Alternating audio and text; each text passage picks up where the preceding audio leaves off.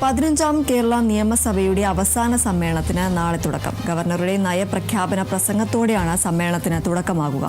29-നാണ് സംസ്ഥാന സർക്കാരിന്റെ അവസാന ബജറ്റ്. 22,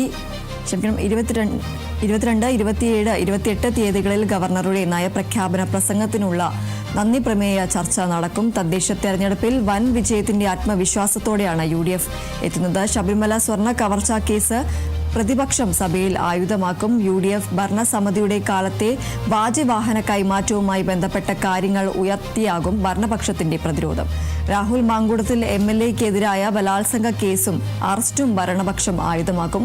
അതേസമയം നിയമസഭാ തെരഞ്ഞെടുപ്പ് അടുത്തിരിക്കെ ബജറ്റിൽ ജനപ്രിയ പ്രഖ്യാപനങ്ങൾ ഉണ്ടാകുമെന്നാണ് സൂചന. മാർച്ച് 26-ന് സമ്മേളനം സമാപിക്കും.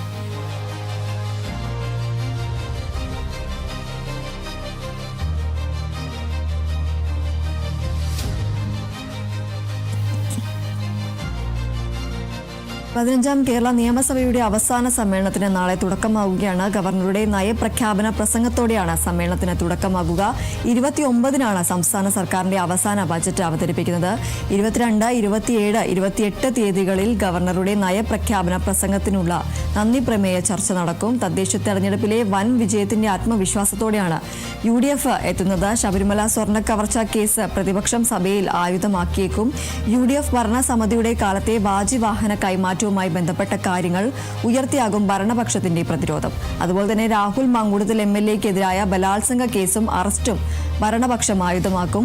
നിയമസഭാ തെരഞ്ഞെടുപ്പ് അടുത്തിരിക്കെ ബജറ്റിൽ ജനപ്രിയ പ്രഖ്യാപനങ്ങൾ ഉണ്ടാകും എന്നതാണ് സൂചന. മാർച്ച് 26-ന് സമ്മേളനം സമാപിക്കും.